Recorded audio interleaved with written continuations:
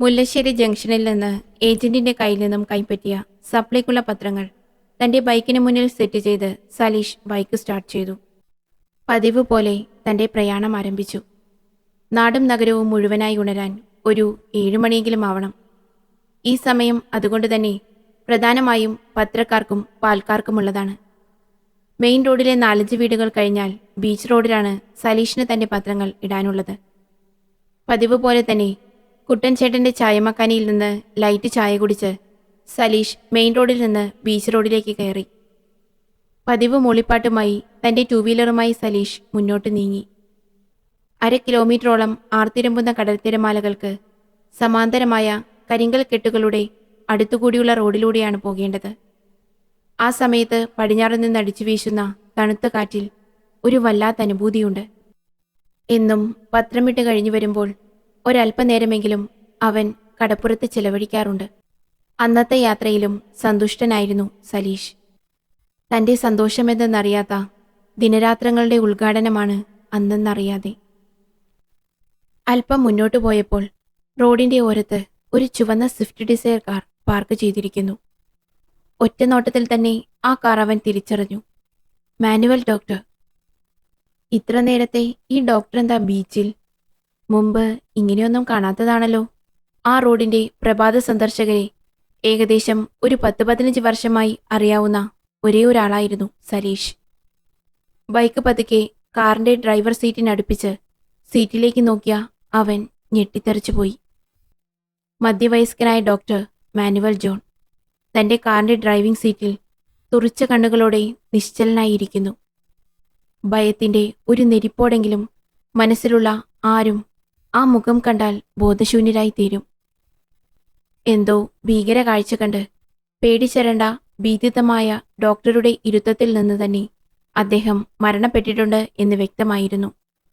സലീഷിന് സ്ഥലകാലബോധം വന്നപ്പോഴേക്കും നടക്കാനിറങ്ങിയ 1-2 പേർ അവിടെ എത്തിയിരുന്നു. ആ മൃതശരീരം കണ്ടപ്പോൾ അവരും അവനെപ്പോലെ തന്നെ പരിഭ്രാന്തരായി. സലീഷ് എങ്ങനെയൊക്കെയോ തന്റെ മൊബൈലെടുത്ത് രതീഷ് പോലീസ് എന്ന നമ്പറിൽ ഡയൽ ചെയ്തു. പറയട പത്രക്കാരാ, എന്തായി രാവിലെ? സിഐയും സലീഷിന്റെ കൂട്ടുകാരനുമായ രതീഷ് കുമാർ പെട്ടെന്ന് തന്നെ അറ്റൻഡ് ചെയ്തു. രതീഷ്, ഞാൻ. ചുണ്ടുകൾ വിറച്ച് അവന് സംസാരിക്കാൻ കഴിയുന്നുണ്ടായിരുന്നില്ല. കാര്യം ഗൗരവമാണെന്ന് രതീഷിന് മനസ്സിലായി. എടാ, എന്തു പറ്റിയടാ? നീ എവിടെയാണ്? കാര്യം പറ. എന്താണെങ്കിലും പറ. നീയൊന്ന് ബീച്ച് റോഡിലേക്ക് വരുമോ? വിറയ്ക്കുന്ന സ്വരത്തോടെ സലീഷ് പറഞ്ഞൊപ്പിച്ചു. ഓക്കെ, ഞാൻ പെട്ടെന്ന് വരാം. രതീഷ് തന്റെ ബുള്ളറ്റ് എടുത്ത് ബീച്ച് റോഡിലേക്ക് കുതിച്ചു. ബീച്ച് റോഡിലെ ആ കാറിന്റെ പരിസരം അപ്പോഴേക്കും ജനനിബിഡമായിരുന്നു. രതീഷ് ബൈക്ക് ഓഫ് ചെയ്തിറങ്ങിയപ്പോഴേക്കും സലീഷ് ഓടിക്കിതച്ച് അവന്റെ അടുത്തെത്തി. അവന്റെ കൈ പിടിച്ച് രതീഷ് കാറിനടുത്തേക്ക് നടന്നു. മൃതദേഹത്തിന്റെ മുഖം കണ്ട ഡിപ്പാർട്ട്മെന്റിലെ ധീരന്മാരിൽ ഒരാൾ കൂടിയായ രതീഷിന്റെ മുഖം വരെ വിളറി വെളുത്തുപോയി. അത്രയ്ക്കും ഭയാനകമായിരുന്നു ആ മുഖം. അതിഭീകരമായ എന്തോ കണ്ട് അയാൾ ഒരു മനുഷ്യൻ ഭയക്കേണ്ട കണക്കിലധികം ഭയന്നിരിക്കുന്നു.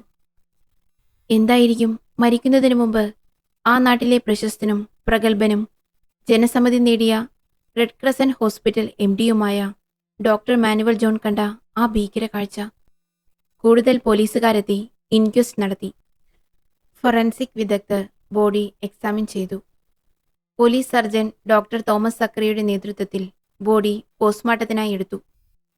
അപ്പോഴേക്കും 100 കണക്കിന് ആളുകൾ അവിടെ എത്തിയിരുന്നു. മുഴുവൻ മീഡിയക്കാരും താമസിയാതെ മെഡിക്കൽ കോളേജിലേക്ക് നീങ്ങി. അവർക്കുള്ള അടുത്ത വിഭവം അവിടെയാണല്ലോ. റെഡ് ക്രസന്റ് ഹോസ്പിറ്റൽ ഏറെക്കുറെ നിശബ്ദമായിരുന്നു.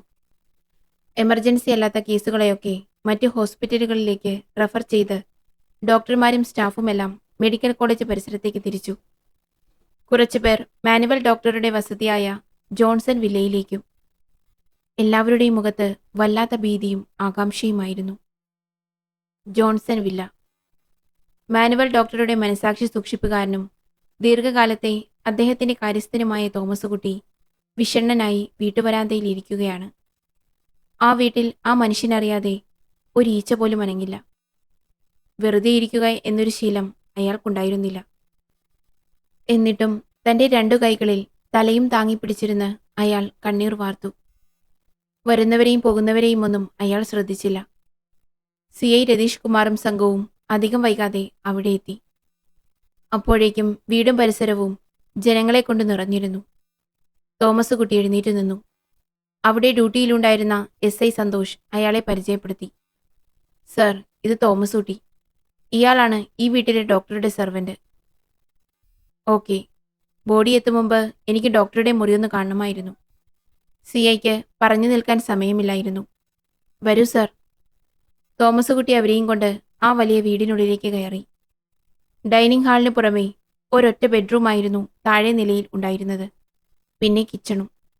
സ്റ്റെയർ കേസ് കയറിയാൽ 2 ബെഡ്റൂമുകൾ. എല്ലാം ബാത്ത് അറ്റാച്ച്ഡായ വലിയ മുറികളായിരുന്നു.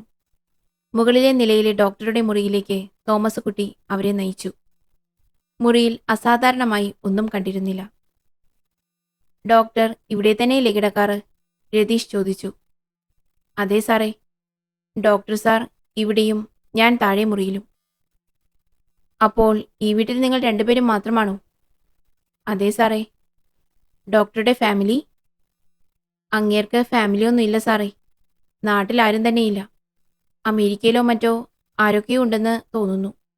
പുള്ളിക്കാരൻ്റെ ജീവിതവും കുടുംബവുമൊക്കെ ആ ആശുപത്രിയില്ല. തോമസ് കുട്ടി നെടുവീർപ്പിട്ടു. നിങ്ങൾ എത്ര കാലമായി ഡോക്ടർക്കൊപ്പം? അടുത്ത ഈസ്റ്ററിന് 14 കൊല്ലമാകും സാറേ.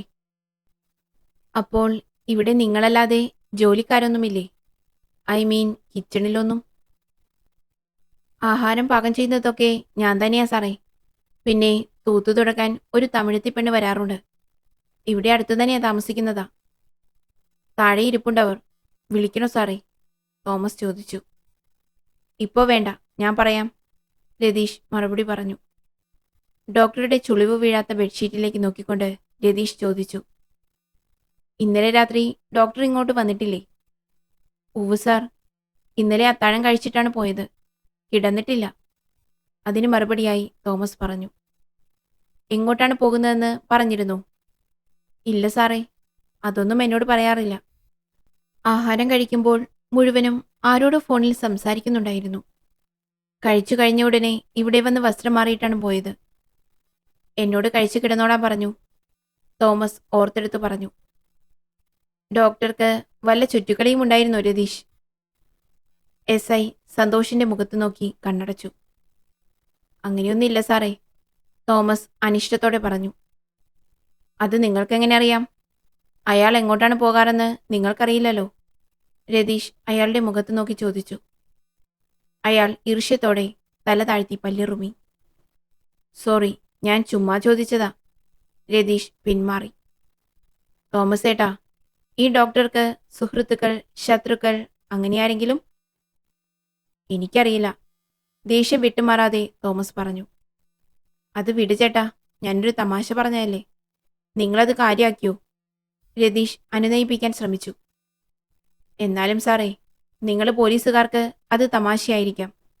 ആ ശവം വരുന്ന വരെയെങ്കിലും ഒന്ന് കാത്തു നിൽക്കാമായിരുന്നു. അയാൾ ദേഷ്യം പ്രകടിപ്പിച്ചു. അയാളുടെ ശബ്ദം ഇടറിയിരുന്നു. രതീഷ് അയാളെ പുറത്തു തട്ടി സമാധാനിപ്പിച്ചു. സോറി ചേട്ടാ, നിങ്ങൾ പറയൂ. ശത്രുക്കളുണ്ടോ എന്നൊന്നും എനിക്കറിയില്ല. ഡോക്ടർക്ക് ഒരു കൂട്ടുകാരനുണ്ട്. അയാളും ഒരു ഡോക്ടർ തന്നെയാണ്. മെഡിക്കൽ മിഷൻ ഹോസ്പിറ്റലിൽ. ഡോക്ടർ പ്രവീൺ കുമാർ. അവർ ഒരുമിച്ച് പഠിച്ചതാണെന്ന് തോന്നുന്നു. രണ്ടുപേരും കൂടിയാൽ പിന്നെ എത്ര നേരം വേണമെങ്കിലും സംസാരിച്ചിരിക്കും. ഇവിടെ ഇടയ്ക്കിടെ വരാറുണ്ട്. ഡോക്ടർ അങ്ങോട്ട് പോകുമ്പോൾ മാത്രം എന്നോട് പറയാറുണ്ട്, തോമസ് പറഞ്ഞു. ഓഹോ, അപ്പോൾ ഇന്നലെ അങ്ങോട്ടേക്കായിരിക്കില്ലേ പോയത്, അല്ലേ? രതീഷ് തിരിച്ചു ചോദിച്ചു. അവർ സംസാരിക്കുന്നതിനിടയിൽ ഒരു മനുഷ്യൻ ഓടിക്കിതച്ചു വന്നു. ആ വരവിൽ നിന്ന് തന്നെ അയാൾക്ക് കാര്യമായി എന്തോ പറയാനുണ്ടെന്ന് വ്യക്തമായിരുന്നു. സർ, ഞാൻ പ്രവീൺ, ഡോക്ടർ പ്രവീൺ കുമാർ. മരണപ്പെട്ട മാനുവൽ ഡോക്ടർ എൻ്റെ സുഹൃത്താണ്. വന്നയാൾ കിതച്ചുകൊണ്ട് പറഞ്ഞു. പറയൂ ഡോക്ടർ, എന്താണ് നിങ്ങൾക്ക് പറയാനുള്ളത്? രതീഷ് തിരിച്ചു ചോദിച്ചു. സർ, രാവിലെ 6 മണിക്ക് മരണവാർത്ത അറിഞ്ഞപ്പോൾ തന്നെ ഞാൻ ബീച്ച് റോഡിലെത്തിയിരുന്നു. എൻ്റെ ഫോണിൽ നെറ്റ്വർക്ക് ഡാറ്റ ഓഫായിരുന്നു. പിന്നീട് പോസ്റ്റ്മോർട്ടത്തിനായി മെഡിക്കൽ കോളേജിലേക്ക് ബോഡി എടുത്തപ്പോൾ ഞാനും അങ്ങോട്ടേക്ക് പോയി സർ. അവിടെ നിന്ന് നെറ്റ് ഓണാക്കിയപ്പോഴാണ് മാനുവൽ അയച്ച ഈ വാട്സപ്പ് മെസ്സേജ് ഞാൻ കണ്ടത്.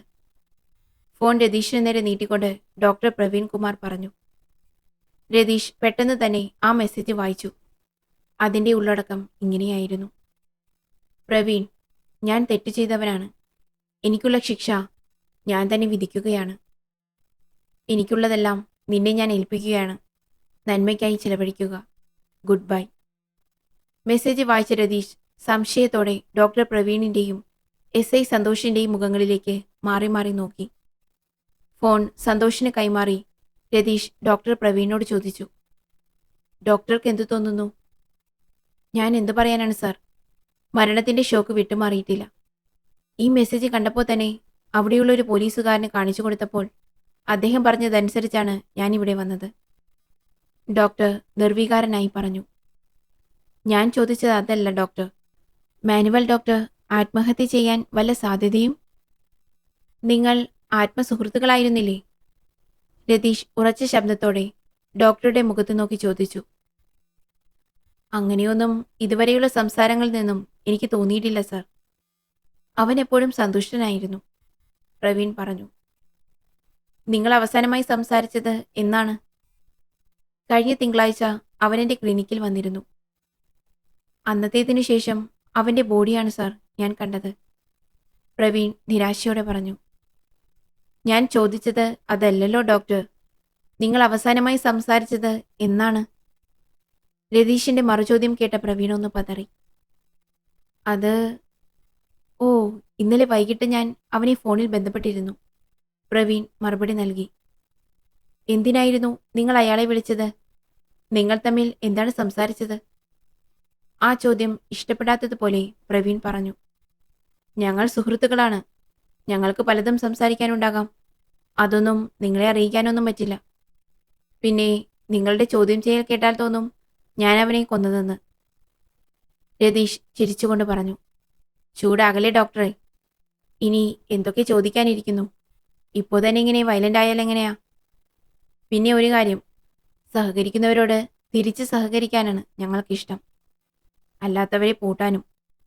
ഒന്ന് അറിഞ്ഞു വെക്കുന്നത് നല്ലതാണ്. ആ മറുപടി അസ്ഥിക്ക് കൊണ്ടു. ഡോക്ടർ വിനയത്തോടെ പറഞ്ഞു. സർ, ഇന്നലെ ഞാൻ വിളിച്ചപ്പോൾ അവൻ ആരോടോ സംസാരിക്കുന്നുണ്ടായിരുന്നു. ഞാൻ വിളിച്ചത് അവൻ ഇഷ്ടപ്പെട്ടില്ല. അവൻ വെറുതെ എന്നോട് ദേഷ്യപ്പെട്ടു. ഞാൻ തിരിച്ചു. അവൻ തന്നെ കോൾ കട്ടാക്കുകയും ചെയ്തു. ഓക്കെ, മാനുവൽ ഡോക്ടർ നിങ്ങൾക്ക് മെസ്സേജ് അയച്ചത് എപ്പോഴാണ്? ഐ മീൻ സമയം? രതീഷ് ചോദിച്ചു. മെസ്സേജ് ഡെലിവറായ സമയം ഇന്ന് പുലർച്ചെ 3:50 സർ. ഓക്കെ ഡോക്ടർ, നിങ്ങൾക്ക് പോകാം.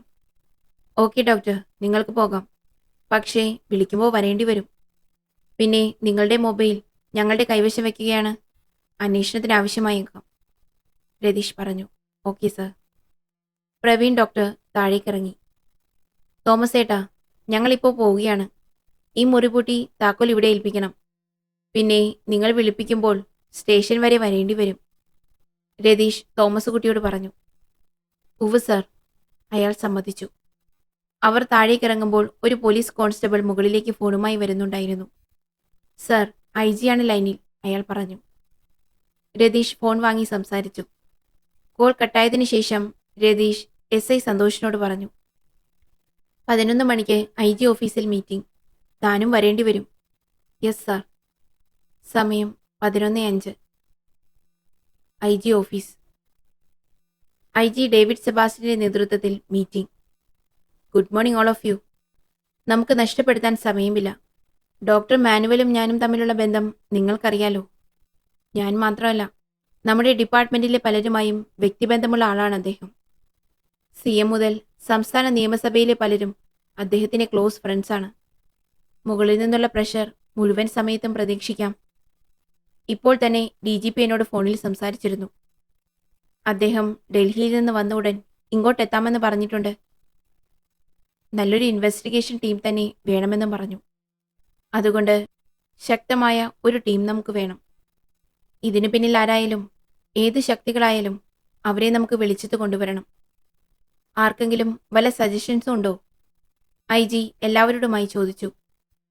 സർ, ഞാൻ മനസ്സിലാക്കിയിടത്തോളം അല്പം കോംപ്ലിക്കേഷൻസ് ഈ കേസിലുണ്ട്. ഐ തിങ്ക് ഷെർലോക്ക് ഹോംസ് സാറിന് താല്പര്യമുള്ളൊരു കേസാകാൻ സാധ്യതയുണ്ട്. CI രതീഷ് കുമാർ തന്റെ അഭിപ്രായം അറിയിച്ചു. തെളിഞ്ഞ മുഖത്തോടെ ഡേവിഡ് സെബാസ്റ്റ്യൻ പറഞ്ഞു. തീർച്ചയായും, ഞാനത് മനസ്സിൽ കരുതിയതാണ്. നിങ്ങളുടെ അഭിപ്രായം ചോദിച്ചു എന്ന് മാത്രം. ആർക്കെങ്കിലും എന്തെങ്കിലും പറയാനുണ്ടോ?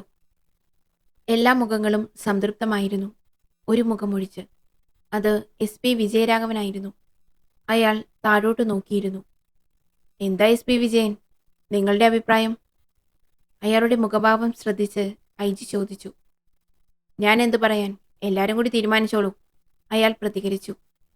ലുക്ക് മിസ്റ്റർ വിജയൻ, നിങ്ങളുടെ ഈഗോ പുറത്തു കാണിക്കാനുള്ള സമയമല്ല ഇത്. അയാളെ ഷെർലോക്ക് ഹോംസ് എന്ന് വിളിക്കുന്നത് പോലും നിങ്ങൾക്കിഷ്ടമല്ല എന്നിവിടെ എല്ലാവർക്കും അറിയാം. ഇപ്പോൾ നിങ്ങൾ ഫുൾ സപ്പോർട്ട് ചെയ്യേണ്ട അവസരമാണ്, IG ഉപദേശ സ്വരത്തിൽ പറഞ്ഞു. ഞാൻ ഒന്നിനുമില്ല. ഞാനൊരു ലീവ് ആപ്ലിക്കേഷൻ നൽകിയിരുന്നു. അതൊന്ന് അപ്രൂവ് ചെയ്ത് തന്നാൽ മതി. ഇനിയിപ്പോൾ എൻ്റെ സാന്നിധ്യം കൊണ്ട് ഇവിടെ ആർക്കും ഒരു കോപ്പും വേണ്ട. എന്നെ ഇതിന് വിളിച്ചപ്പോഴേ ഞാൻ സാറിനോട് പറഞ്ഞതാ ഞാൻ വരുന്നില്ലെന്ന്. എന്നിട്ടിപ്പോ വിജയൻ SP പരിഭവം പറഞ്ഞു. കൂൾ മിസ്റ്റർ വിജയൻ, നിങ്ങളുടെ ലീവ് ഞാൻ അപ്രൂവ് ചെയ്തിട്ടുണ്ട്. നിങ്ങളൊന്ന് നാടൊക്കെ ചുറ്റിക്കറങ്ങി വരുമ്പോഴേക്കും ഈ കേസ് തീർന്നോളും, IG ചിരിച്ചുകൊണ്ട് പറഞ്ഞു. എഴുന്നേറ്റ് സല്യൂട്ട് ചെയ്തുകൊണ്ട് അയാൾ ദേഷ്യത്തോടെ പുറത്തേക്ക് പോയി. SP ഷാനവാസ് എഴുന്നേറ്റ് നിന്നുകൊണ്ട് ചോദിച്ചു. സർ, സോറി, എനിക്കൊരു സംശയം. ഞാൻ ചെന്നൈയിൽ നിന്ന് ഇവിടേക്ക് ട്രാൻസ്ഫർ ആയ അന്നു മുതൽ കേൾക്കാൻ തുടങ്ങിയതാണ് SP ഷെർലോക്ക് ഹോംസ്.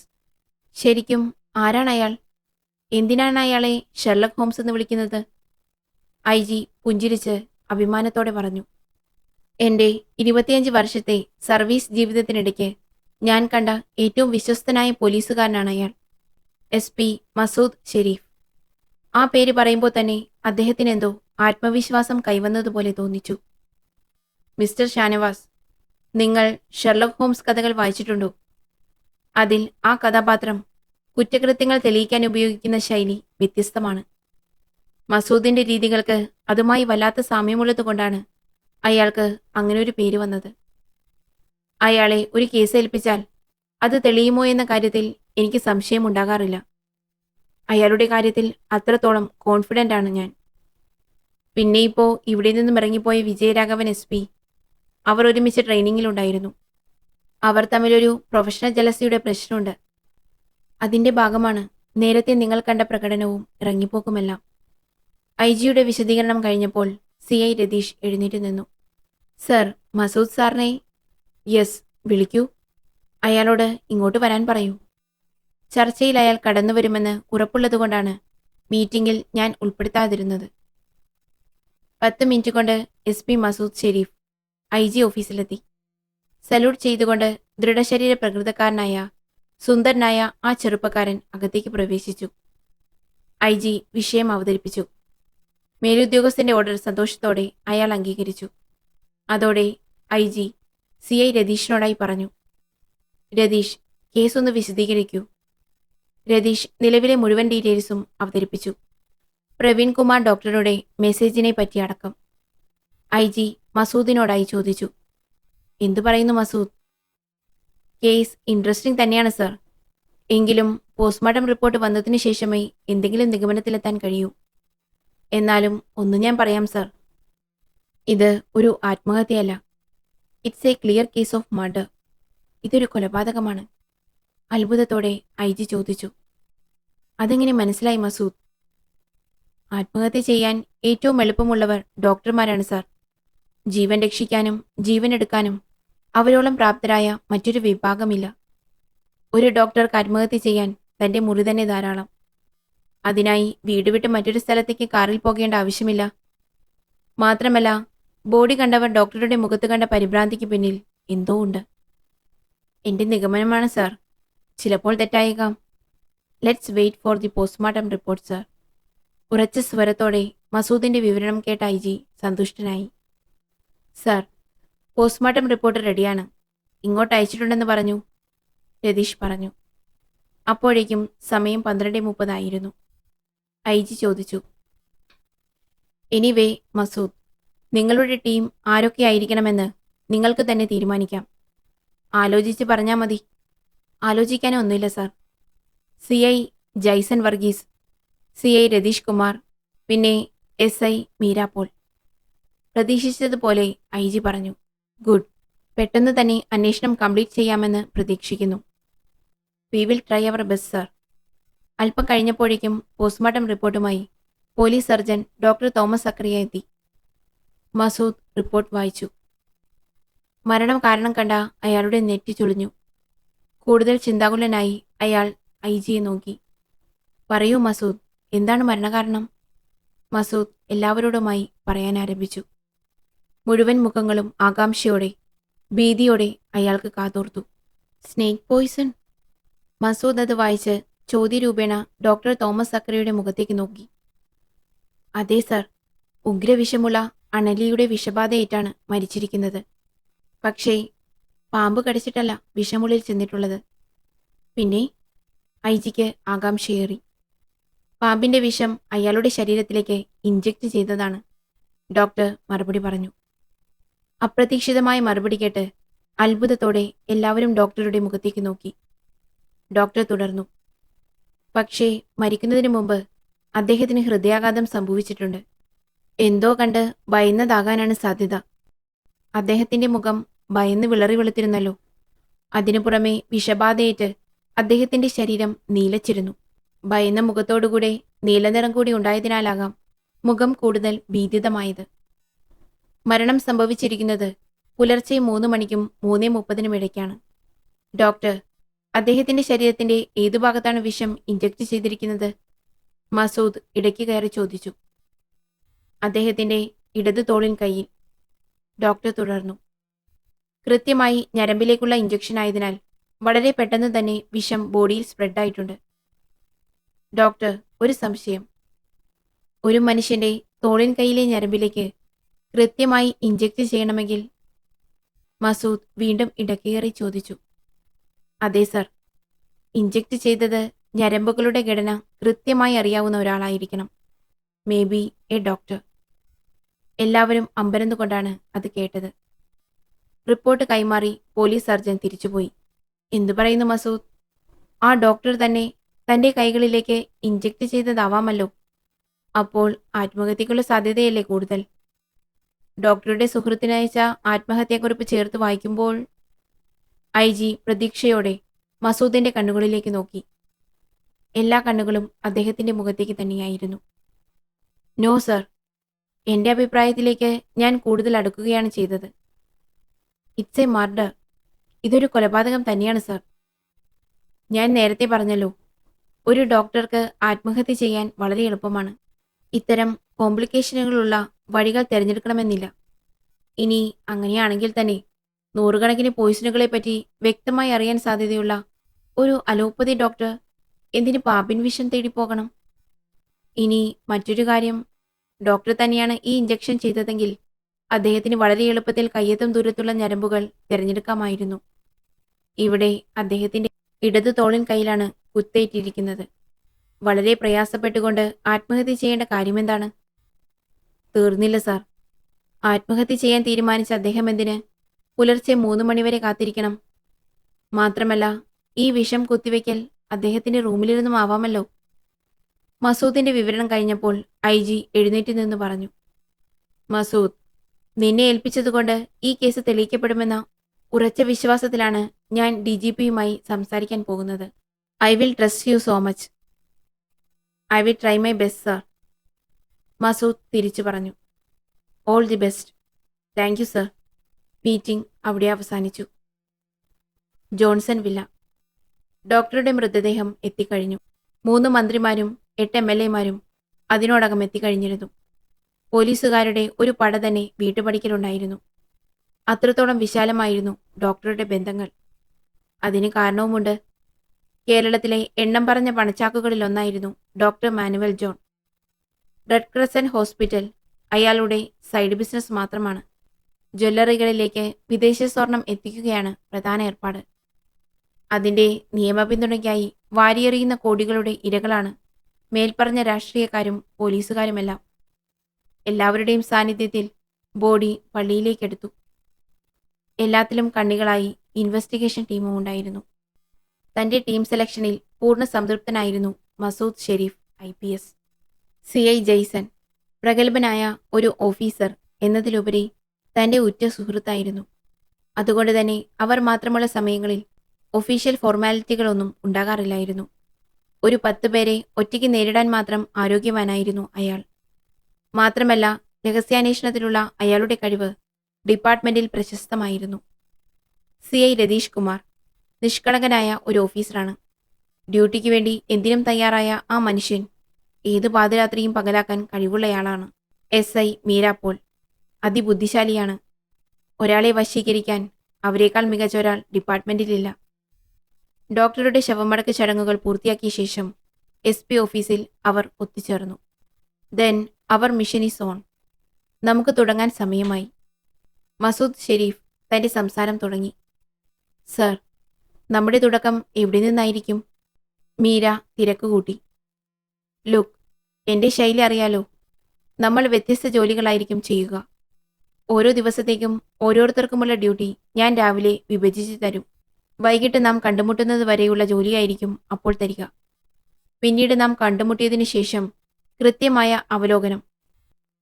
ഓരോരുത്തർക്കും ഡിപ്പാർട്ട്മെന്റിൽ നിന്ന് അസിസ്റ്റ് ചെയ്യാൻ ആളെ ആവശ്യപ്പെടാം. യെസ് സാർ, 3 പേരും ഒന്നിച്ചു പറഞ്ഞു. എങ്കിൽ നമുക്ക് തുടങ്ങാം. രതീഷ്, നിങ്ങൾ കാണേണ്ടത് ആദ്യം ബോഡി കണ്ട ആ പത്രക്കാരനെയാണ്. ക്രൈം സീനിലെ മുഴുവൻ ഡീറ്റെയിൽസും അയാളിൽ നിന്ന് കളക്ട് ചെയ്യുക. സർ, അവനെന്റെ സുഹൃത്താണ്. ബോഡി കണ്ടതു മുതൽ ആകെ അപ്സെറ്റാണ്.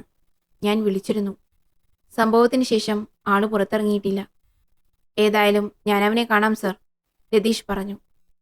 യെസ്, അയാൾക്ക് പറയാനുള്ളത് മുഴുവൻ കേൾക്കണം, മസൂദ് പ്രതികരിച്ചു.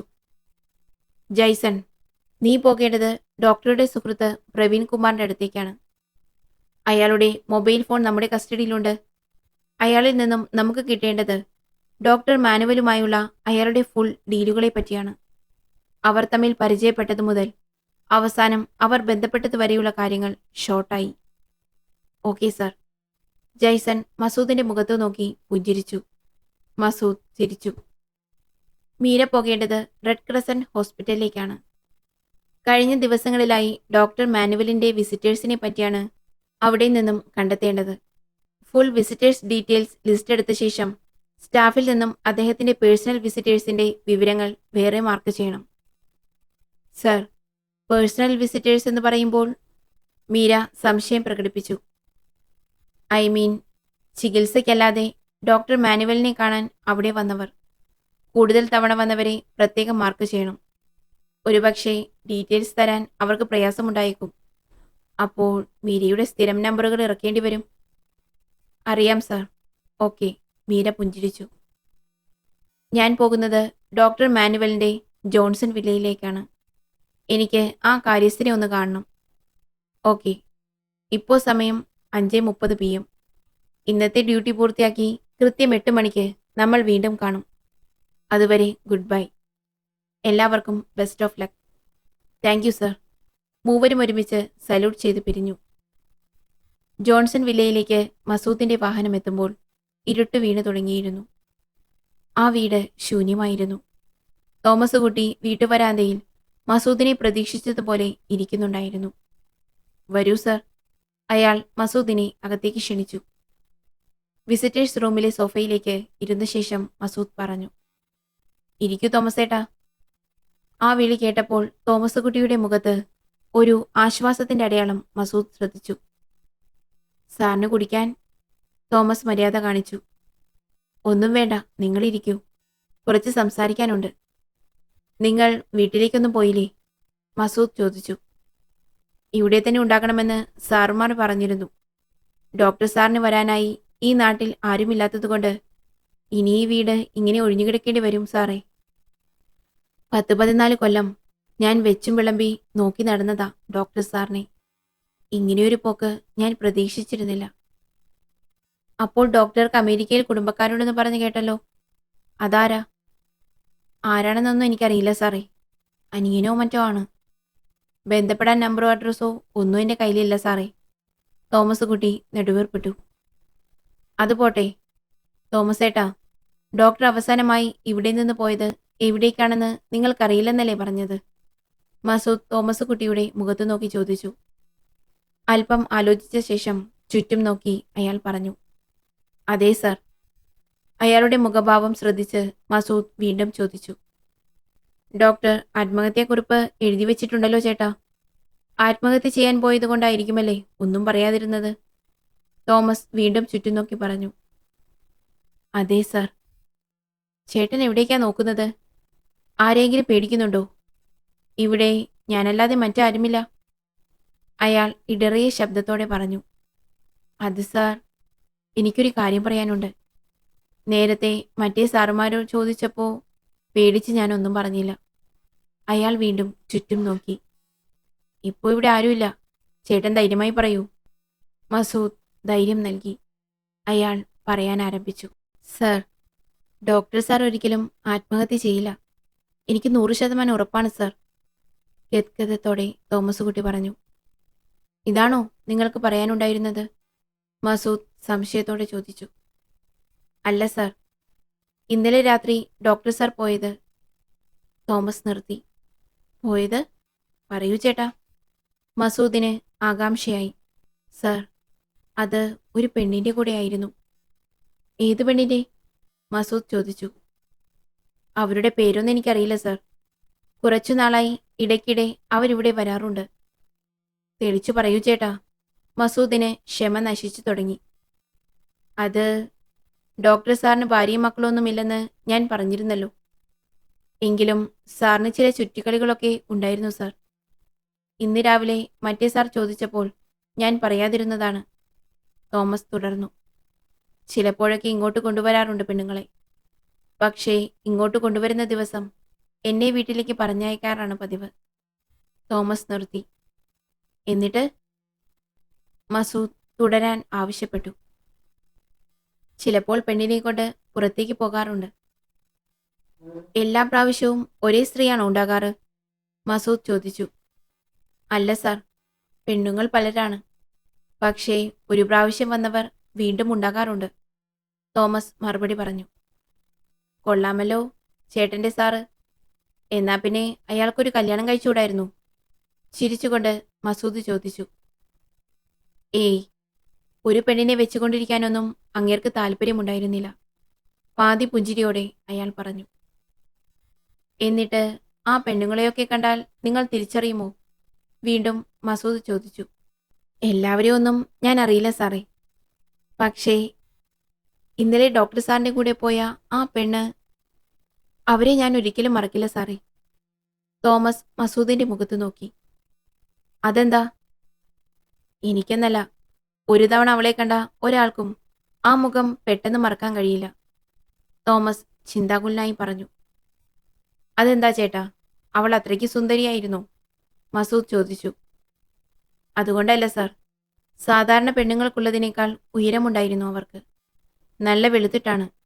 മാത്രമല്ല, എന്തോ മനസ്സിൽ ഒളിപ്പിച്ചത് വെച്ചതുപോലുള്ള ഒരു മുഖഭാവമായിരുന്നു. ഇരുട്ടിൽ അവരുടെ മുഖം കണ്ടാൽ ആരുമൊന്നും പേടിച്ചു പോകും സാറേ. മുൻപൊരു ദിവസം ഡോക്ടർ ഇവിടെ ഇല്ലാത്തപ്പോൾ അവർ ഇവിടെ വന്നു. ഡോക്ടർ ഇവിടെ ഇല്ലെന്ന് പറഞ്ഞപ്പോൾ ഡോക്ടറുടെ മുറി ചോദിച്ചു. അത് പറയാൻ ബുദ്ധിമുട്ടുണ്ടെന്ന് പറഞ്ഞപ്പോൾ അവരെന്നെ ഒരു നോട്ടം നോക്കി.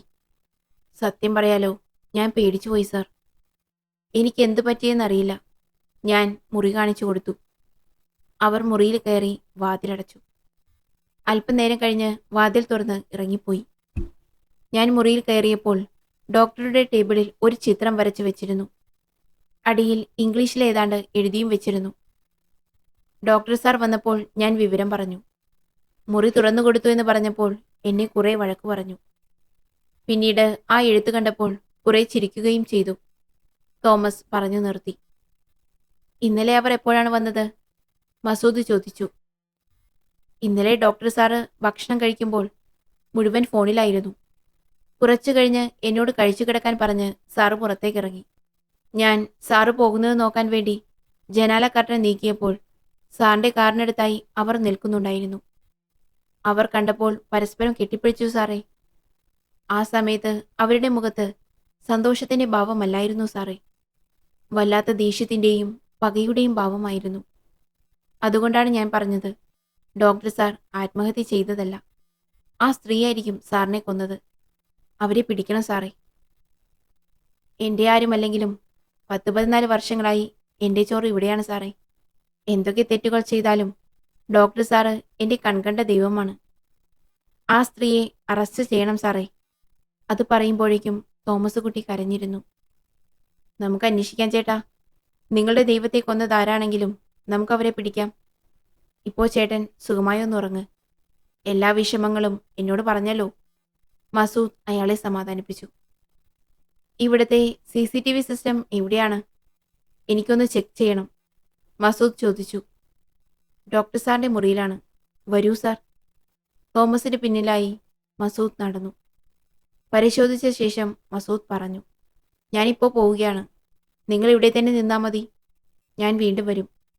പറ്റുമെങ്കിൽ നിങ്ങളുടെ കുടുംബത്തെ ഇവിടെ താമസിപ്പിച്ചോളൂ. ഒറ്റയ്ക്ക് നിൽക്കണ്ടല്ലോ. ശരി സാറേ. ആ മനുഷ്യൻ സന്തോഷത്തോടെ സമ്മതിച്ചു. പിന്നെ ചേട്ടാ, ഒരു കാര്യം കൂടി. തൻ്റെ വാഹനത്തിൽ കയറുന്ന വഴി മസൂദ് നിന്നു. ഇന്ന് ഡോക്ടറുടെ ബോഡി കാണാൻ വന്നവരിൽ അവരുണ്ടായിരുന്നു? ഇല്ല സാറേ.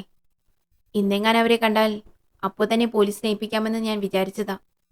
പക്ഷേ അവർക്കൊന്ന് സാറിന്റെ ശവം കാണാൻ അവരെന്തിനാ സാറേ വരുന്നത്? തോമസ് ഉറച്ച സ്വരത്തിൽ പറഞ്ഞു. ഇന്നലെ എപ്പോഴായിരുന്നു ഡോക്ടർ ഹോസ്പിറ്റലിൽ നിന്ന് വന്നത്? ഒരു 6:45 ആയിരുന്നു സാർ. പിന്നീട് ആ സ്ത്രീയോടൊപ്പം പുറത്തുപോയത്? കൃത്യമായി ഓർമ്മയില്ല. എങ്കിലും ഒരു 10-10:30 ആയി കാണും സാർ. തോമസ് മറുപടി നൽകി. ഓക്കെ ചേട്ടാ, പിന്നെ കാണാം. കിടന്നോളൂ, മസൂദ് ഡ്രൈവിംഗ് സീറ്റിലേക്ക് കയറുമ്പോൾ പറഞ്ഞു.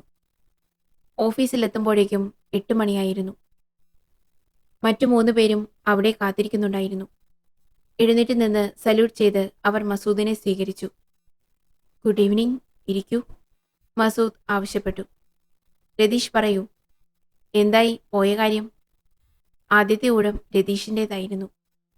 സർ, സലീഷിന് കൂടുതലൊന്നും പറയാനുണ്ടായിരുന്നില്ല. അവനാ ഷോക്കിൽ നിന്ന് ഇപ്പോഴും മുക്തനായിട്ടില്ല. ഇനിയൊരിക്കലും പത്രമിടാൻ പോകില്ലെന്നാണ് പറയുന്നത്. ജീവിതത്തിലാദ്യമായി ഇങ്ങനെയൊരു കാഴ്ച കണ്ടതിൻ്റെ ഷോക്കാവും സാർ, രതീഷ് പറഞ്ഞു. അവൻ്റെ അടുത്തു നിന്നും തിരിച്ചതിന് ശേഷം സാർ ഫോൺ വിളിച്ചു പറഞ്ഞതനുസരിച്ച് ഞാൻ ആ കാറ് പരിശോധിക്കാൻ പോയി. അസ്വാഭാവികമായി ഒന്നും കണ്ടെത്താനായില്ല സാർ. പിന്നെ പിന്നെ പറയൂ രതീഷ്. സാറ് പറഞ്ഞതുപോലെ സൂക്ഷ്മമായി നിരീക്ഷിച്ചപ്പോൾ ഡ്രൈവർ സീറ്റിന്റെ തൊട്ടടുത്ത സീറ്റിൽ മുകൾ ഭാഗത്തു നിന്നും ഒരു സ്ത്രീയുടെ മുടി കിട്ടിയിട്ടുണ്ട് സാർ. ഉപകാരപ്പെടുമോ എന്നൊന്നറിയില്ല. പിന്നെ സാർ എന്ത് സൂചന കിട്ടിയാലും വിടരുതെന്ന് പറഞ്ഞതുകൊണ്ട് കൊണ്ടുവന്നതാണ് സാർ, രതീഷ് മടിയോടെ പറഞ്ഞു. Good, it's A strong evident. നമുക്ക് ഉപകാരപ്പെടും, തീർച്ച. ഗുഡ് ജോബ് രതീഷ്, മസൂദ് അഭിനന്ദിച്ചു. Thank you sir. രതീഷേ, ഇതുകൊണ്ടാണ് ഇങ്ങനെ ഷെർലോക്ക് ഹോംസ് എന്ന് വിളിക്കുന്നത്. നാം നിസ്സാരമായി തള്ളുന്ന സാധനങ്ങളിലൂടെയായിരിക്കും പ്രതികളെ പിടിക്കുക. CI ജെയ്സൺ ഇടപെട്ടു. പുഞ്ചിരിച്ചുകൊണ്ട് മസൂദ് പറഞ്ഞു. ഇരുന്ന് കത്തിയടിക്കാതെ നിന്റെ അന്വേഷണത്തെപ്പറ്റി പറയൂ ജെയ്സൺ. ജെയ്സൺ പറഞ്ഞു തുടങ്ങി. അയാൾ, ആ ഡോക്ടർ പ്രവീൺ കുമാർ, അയാൾക്ക് ഇതിലെന്തോ ഒരു റോളുള്ളതായി സംശയമുണ്ട് സാർ. എയിംസ് മെഡിക്കൽ കോളേജിലെ ക്ലാസ്മേറ്റ്സ് ആണവർ. അന്നു മുതൽ അവരൊന്നിച്ചായിരുന്നു. പിന്നീട് പഠനം കഴിഞ്ഞ് ഇരുവരും പ്രാക്ടീസ് തുടങ്ങി. ടൗണിലെ മെഡിക്കൽ മിഷൻ ഹോസ്പിറ്റലിലായിരുന്നു ഫസ്റ്റ് പ്രാക്ടീസ്. പ്രവീൺ കുമാർ ഇപ്പോഴും അവിടെ തന്നെയാണ് സാർ. ഇപ്പോൾ വീട്ടിൽ ചെറിയൊരു ക്ലിനിക്കുമുണ്ട്. ജയ്സൺ ഒന്ന് നിർത്തി. മാനുവൽ ഡോക്ടർക്ക് പിന്നീട് വളർച്ചയുടെ ഘട്ടമായിരുന്നു സാർ. ചുരുങ്ങിയ കാലം കൊണ്ട് സ്വന്തമായി ഒരു മൾട്ടി സ്പെഷ്യാലിറ്റി ഹോസ്പിറ്റൽ, വലിയ വീട്, കാറുകൾ, അങ്ങനെ പലതും. സർ, ഈ പ്രവീണിന്റെ സംസാര ശൈലിയിൽ നിന്നും അയാൾക്ക് മാനുവൽ ഡോക്ടറോട് അടങ്ങാത്ത അസൂയ ഉണ്ടായിരുന്നെന്ന് വ്യക്തമാണ്. പിന്നെ ഇന്നലെ വൈകിട്ട് 5:30 ഡോക്ടർ പ്രവീൺ മാനുവൽ ഡോക്ടറുമായി ഫോണിൽ സംസാരിച്ചിട്ടുണ്ടെന്ന് നേരത്തെ മൊഴിയുണ്ടല്ലോ. അതിനെപ്പറ്റി സംസാരിച്ചപ്പോൾ അയാൾ പറഞ്ഞത് ഇങ്ങനെയാണ്. ജയ്സൺ പ്രവീൺ കുമാർ പറഞ്ഞതുപോലെ തന്നെ പറഞ്ഞു. അവൻ ചില സമയത്ത് ഒരു പെൺഭ്രാന്തനാണ് സാറേ.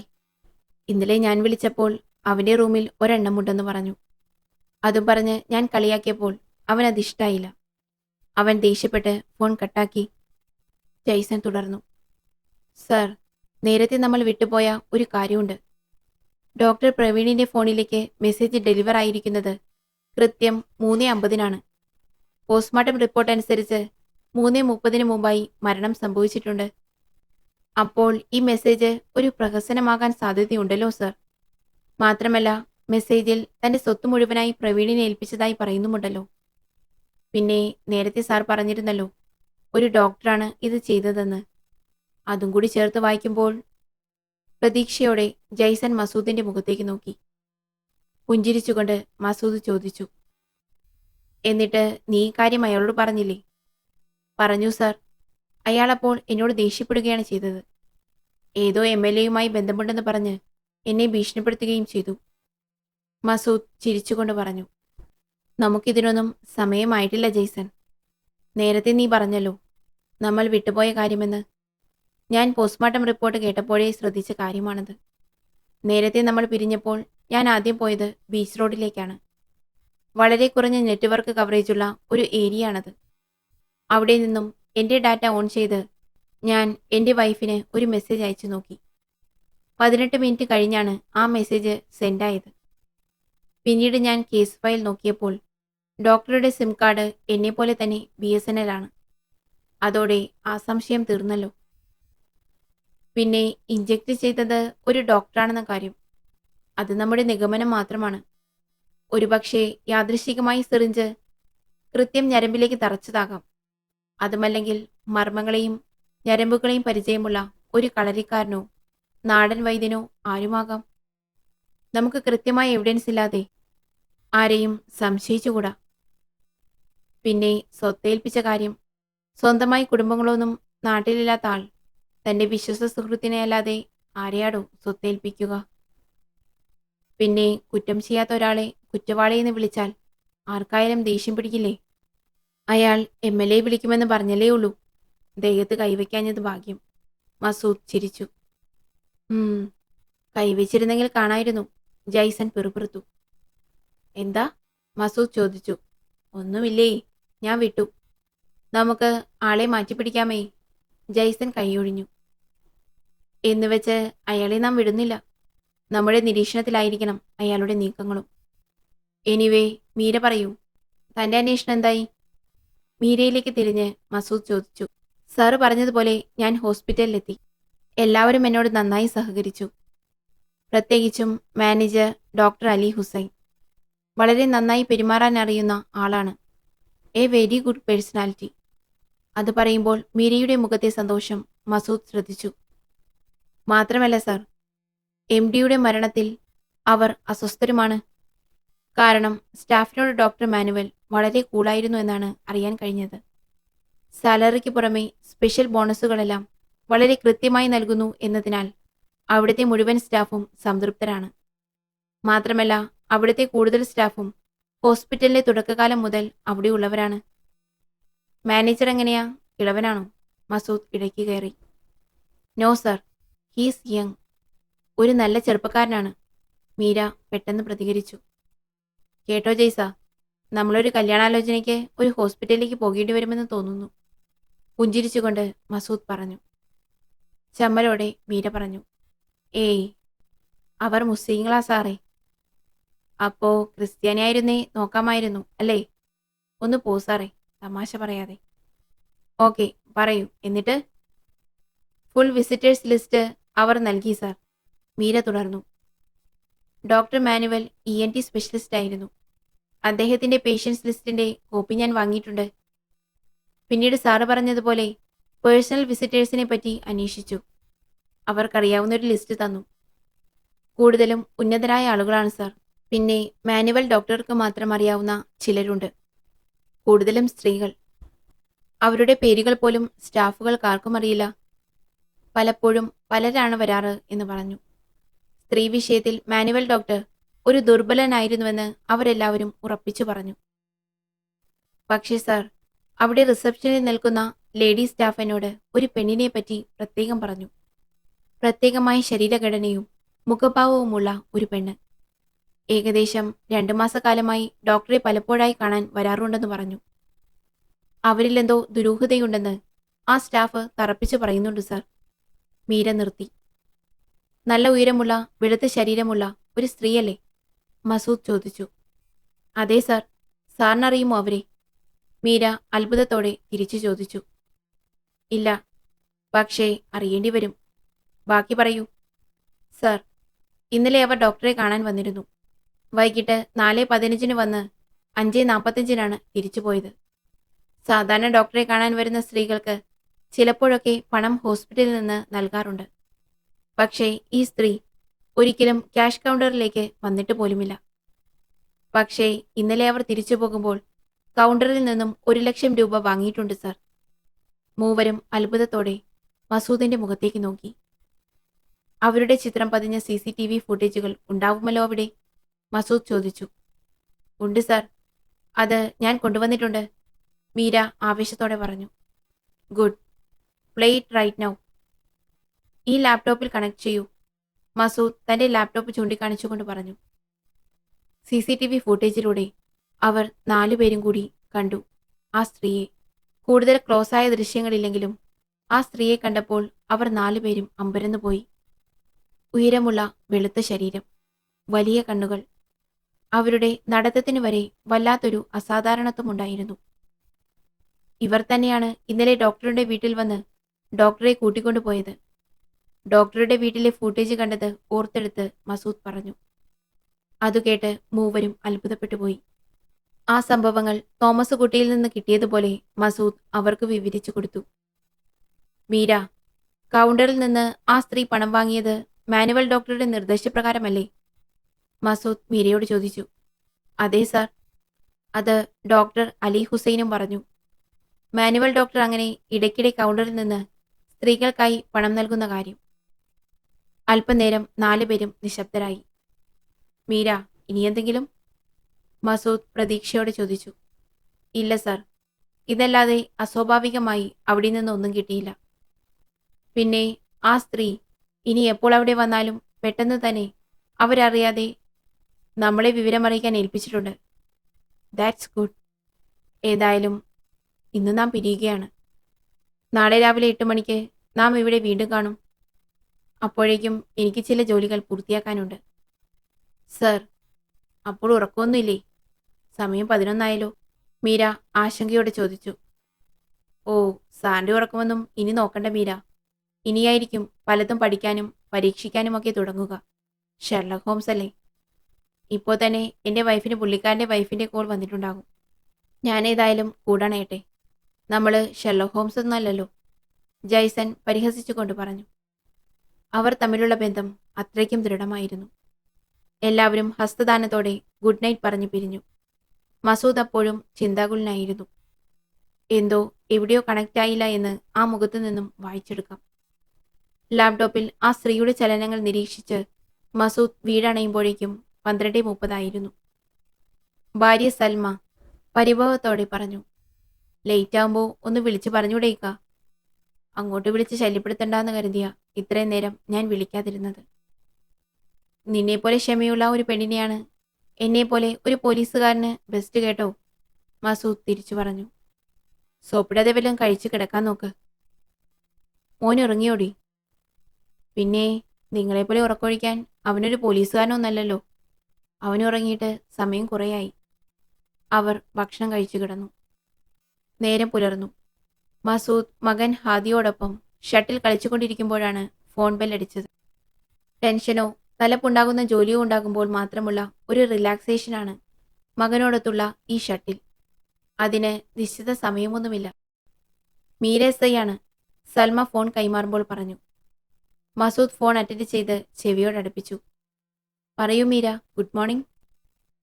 മീര പറഞ്ഞ വിവരം കേട്ട് മസൂദിന്റെ കണ്ണുകൾ വിടർന്നു. പ്രതീക്ഷയുടെ തിരുനാമുകൾ മുഖത്ത് കളിയാടി. ഞാനിതാ വരുന്നു. മസൂദ് ഫോൺ കട്ട് ചെയ്തു. എന്തു പറ്റിയേക്ക? മസൂദിന്റെ ധൃതി കണ്ട് സൽമ ചോദിച്ചു. എടീ, ആ പെണ്ണ് ഹോസ്പിറ്റലിൽ എത്തിയിട്ടുണ്ട്. മീരയെ അവിടുത്തെ സ്റ്റാഫ് വിളിച്ചതാണ്, മസൂദ് മറുപടി പറഞ്ഞു. അതുവരെയുള്ള മുഴുവൻ സംഭവങ്ങളും അവൾക്ക് രാത്രി തന്നെ മസൂദ് വിവരിച്ചു കൊടുത്തിരുന്നു. മസൂദിന്റെ ഗ്രേ കളർ ഇന്നോവെ ഹോസ്പിറ്റൽ ലക്ഷ്യമാക്കി കുതിച്ചു പാഞ്ഞു. പ്രിയ കൂട്ടുകാരെ, ഈ കഥയുടെ 2ാം ഭാഗത്തിന്റെ ലിങ്ക് ഡിസ്ക്രിപ്ഷനിൽ കൊടുത്തിട്ടുണ്ട്. കഥ നിങ്ങൾക്ക് ഇഷ്ടമാകുന്നുണ്ടെങ്കിൽ ചാനൽ ഒന്ന് സബ്സ്ക്രൈബ് ചെയ്യണേ. കൂടെ ഒരു ലൈക്കും കൂടി. താങ്ക്